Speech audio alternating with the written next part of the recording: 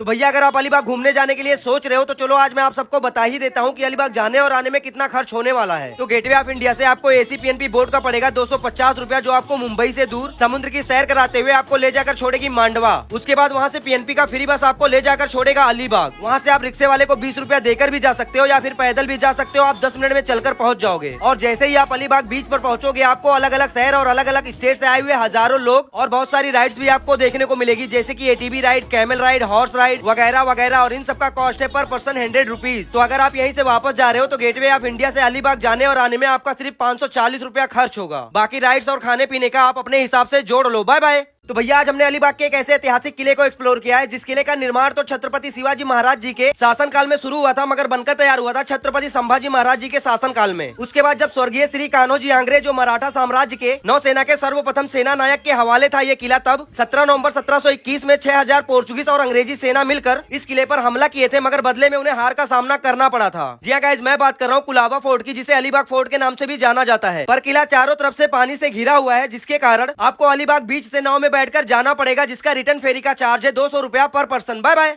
अगर आप भी पैरासेलिंग में बैठकर आसमान की ऊंचाइयों में उड़ना चाहते हो पर आपको ये नहीं पता है कि इसका चार्ज कितना है, तो चलो आज मैं आप सभी को बताता हूँ। तो भैया बात कुछ यूँ हुआ कि अलीबाग से 23 किलोमीटर दूर मैं आया था नागांव बीच एक्सप्लोर करने, जहाँ हमारी मुलाकात होती है नागांव वाटर स्पोर्ट वालों से, जिनके पास parasailing, jets ride, banana ride, ATV ride, overall कहूँ तो नागांव बीच पर चल रहे तकरीबन सभी राइड्स इन्हीं के हैं। वैसे तो यहाँ की सभी राइड्स का प्राइस मुझे काफी ज्यादा लगा, जैसे की पैरासेलिंग का प्राइस है पर पर्सन 1000 और 2 लोगों का 1500। वही 900 रुपए में इनके पास एक कॉम्बो ऑफर भी था, जिसमें आप कोई भी 3 राइड कर सकते हो सिर्फ 700 रुपए में, वो भी तब जब आप इस वीडियो के थ्रू जाओगे। तो इस वीडियो को अभी सेव कर लो ताकि ज्यादा तो नहीं मगर अलीबाग में जाकर आप अपना 200 रुपया बचा सको। पर आपकी जानकारी के लिए बता दूं पैरासेलिंग कॉम्बो ऑफर में नहीं है। Bye bye. तो गाइस अगर आप अलीबाग घूमने आ रहे हो तो इस बीच को मिस मत करना, क्योंकि यहाँ पे आप नेचर की खूबसूरती और 400 साल पुराने ऐतिहासिक किले को एक साथ देख पाओगे। और यहाँ पे ज्यादातर लोग प्री वेडिंग शूट के लिए आते हैं, तो आप अंदाजा खुद ही लगा सकते हो कि ये बीच कितना खूबसूरत है। लेकिन किले के अंदर प्रोफेशनल शूट करना मना है, पर आप अपने फोन से कर सकते हो। जी हाँ गाइस, मैं बात कर रहा हूँ रेवडंडा फोर्ट की, जो अलीबाग से 17 किलोमीटर दूर और रेवडंडा बीच से अटैच है। और सच कहूँ तो गाइस यहाँ के समुद्र का साफ पानी और सनसेट व्यू आप अपनी जिंदगी भर भूल नहीं पाओगे। और अगर आप सैटरडे या संडे को यहाँ आ रहे हो तो यहाँ की मैगी जरूर ट्राई करना, काफी टेस्टी था। बाकी इस वीडियो को अपने फ्रेंड सर्कल में शेयर करके अलीबाग की और भी वीडियो जाकर देख सकते हो, अपलोड हो चुका है। Bye bye. अब देखो यार, छत पे सोने के वजह से सुबह सुबह सूरज अपनी तेज रोशनी से मेरा नींद भंग कर देता था, मगर आज सूरज नहीं निकला तो ये वहां से निकल आए। वो इसलिए क्योंकि ये है मेरे गाँव के कुछ चुनिंदा शिकारियों में से एक, जिन्हें फ्री टाइम में मछली मारने का बहुत शौक है, मगर इन्हें थोड़ा भी तैरना नहीं आता। लेकिन किस्मत देखो, सुबह के 6 बजे ही इनकी फेंकी हुई डोरी में एक मछली फंस गई और डोरी को खींचते हुए ले जाकर उस पार बैठ गई। और हर तरफ से तिगड़म लगाने के बाद भी मछली इस तरफ आने का नाम ही नहीं ले रही थी। तो क्या घुस गया नदी के अंदर कीमू, लेकिन लाख कोशिशों के बावजूद भी मछली भाग गई। पर कहा जाता है ना, किस्मत साथ दे तो मिट्टी भी सोने के भाव बिकती है। आप खुद ही देख लो, नदी से बाहर निकलने ही वाला था कि दूसरी डोरी में एक मछली फंस गई, जिसे बड़े सावधानी के साथ निकाला ही गया था। तभी मेरे चाचा भी आवाज लगाने लगे और जब तक मैं वहाँ दौड़ते दौड़ते पहुंचा तब तक मेरे चाचा जी ने भी एक मछली निकाल लिया। और हाँ गाइस यार, मेरा गला थोड़ा खराब है, इसकी वजह से वॉइस ओवर थोड़ा खराब हुआ रहेगा ना यार, तो प्लीज यार एडजस्ट कर लेना। मिलते हैं कल नई ब्लॉग में। Bye bye.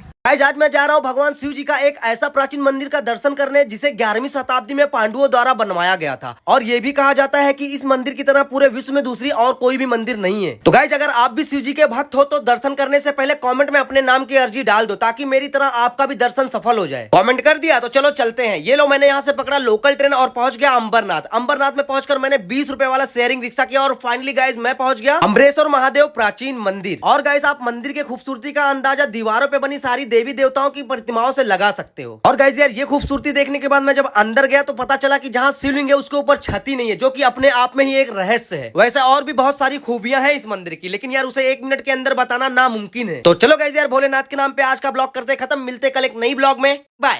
क्या आपके साथ भी ऐसा हुआ कि आप कहीं और गए हो लेकिन ऐसी जगह पहुंच जाओ जहां लाखों लोग जाने के लिए सपना देखते हो? तो गाइस बात कुछ ऐसा है कि मैं आया था दादर चौपाटी घूमने के लिए, लेकिन भैया यहाँ पे पहुंच के मुझे फील हुआ कि मैं बकरियों के झुंड में एक भेड़ बेफालतू में घुस गया है। इसीलिए पूरा चौपाटी जल्दी जल्दी घूमने के बाद इस गोल्डन बॉय से मिलकर मैं निकल पड़ता हूँ, लेकिन रास्ता भूल जाने के कारण पहुंच जाता हूँ श्री सिद्धि विनायक मंदिर। अब इसे गलती से कहो या नसीब से, लेकिन मैं तो पहुंच ही जाता हूँ। और पूरे 2 घंटे लाइन लगाने के बाद फाइनली मैं दर्शन भी कर लेता हूँ भाई। और फिर मैं दर्शन करके जब बाहर निकलता हूँ तो मुझे खुद नहीं याद रहता कि भैया मैं अपना चप्पल कहाँ उतारा हूँ, लेकिन यार धीरे धीरे मैं होश को होश में लाते हुए पहुंच ही जाता हूँ अपने चप्पल वाले के पास और यहाँ से पहनकर निकल जाता हूँ अपने घर। तो गाइस आज की कहानी से हमें यही सीख मिलता है, अगर आपका बुलावा किसी भी बड़े दरबार से आ जाता है तो आपके पास पैसा हो या ना हो, आप पहुंच ही जाओगे। चलो बाय।